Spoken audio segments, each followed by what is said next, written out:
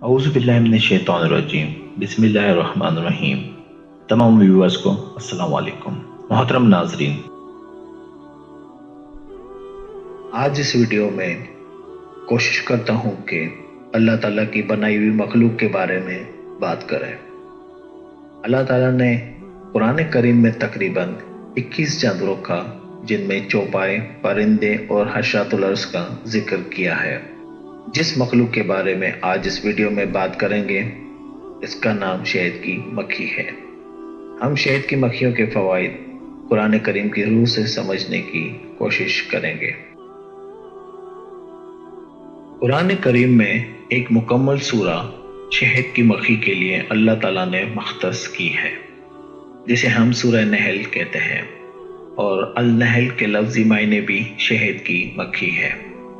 یہ سورہ قرآن کریم کی 16ویں سورہ ہے، اور تمہارے پروردگار نے شہد کی مکھی کو ارشاد فرمایا کہ پہاڑوں میں اور درختوں میں اور اونچی اونچی چھتریوں میں جو لوگ بناتے ہیں گھر بنا، پھر ہر قسم کے میوے کھا اور اپنے پروردگار کے صاف رستوں پر چلی جا۔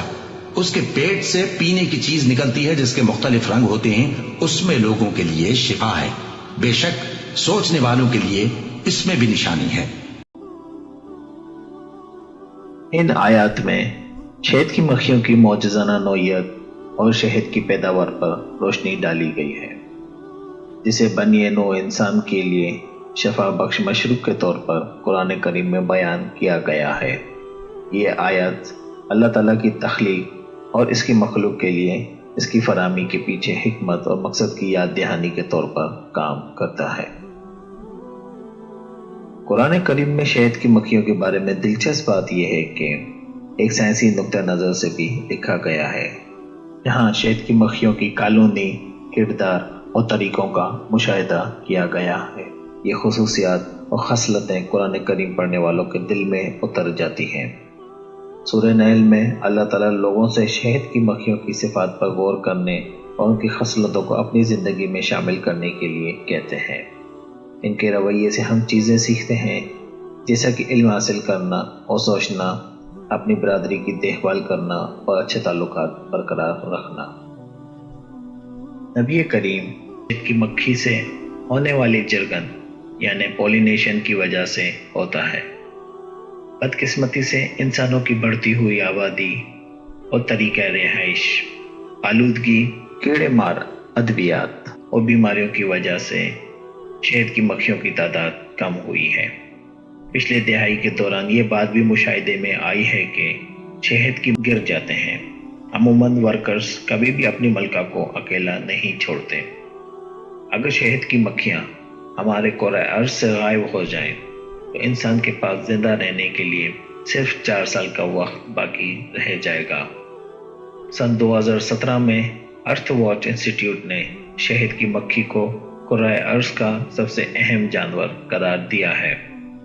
سائنسی زبان میں تمام شہد کی مکھیاں ایپس کی نسل سے تعلق رکھتی ہیں۔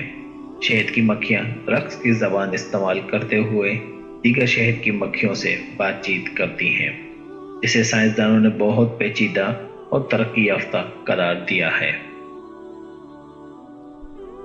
2011 سے انگلینڈ کے شہر لندن کی دی ایسٹ لندن ماسک کی چھت پر شہد کی مکھیوں کی فارمنگ کی جا رہی ہے، جو کہ تقریباً 4 لاکھ شہد کی مکھیوں کا گھر ہے، اور 7 کے قریب شہد کے چھتے وہاں موجود ہیں۔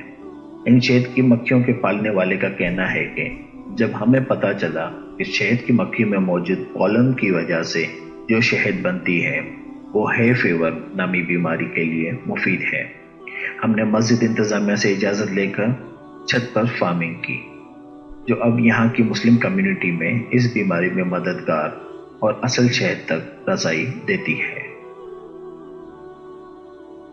اسی طرح انڈونیشیا میں ایک کمیونٹی مسجد ہے جسے شہد کے چھتے والی مسجد یا النحل مسجد کہا جاتا ہے، کیونکہ یہاں استعمال ہونے والے بلاکس ہیکساگون شیپ کی طرح بنے ہوئے ہیں، جیسے شہد کے چھتے کے اندر بلاکس کا شیپ ہوتا ہے۔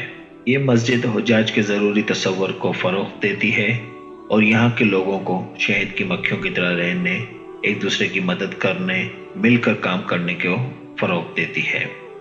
جیسے کوئی شہد کی مکھی اکیلی نہیں رہتی، اسی طرح کوئی انسان بھی اکیلا نہ رہے۔ ان سب کا مقصد دوسرے انسانوں کے ساتھ ہمدردی اور بھائی چارہ بنا رہے۔ ایک شہد کی مکھی کی تقریباً 40 دن کی زندگی ہوتی ہے، اور اس عرصے میں وہ ہزاروں پھولوں پر جا کر شہد جمع کرتی ہے، جو تقریباً ہمارے چائے کے آدھے چمچ کے برابر ہوتا ہے، جو کہ ہمارے لیے تو ایک چمچہ شہد سے بھرا ہوا ہوتا ہے، لیکن اس شہد کی مکھی کی پوری زندگی کی محنت ہوتی ہے۔ اس ویڈیو کو آخر تک دیکھنے کا بہت شکریہ۔ امید ہے آپ کو میری یہ چھوٹی سی کوشش پسند آئی ہوگی۔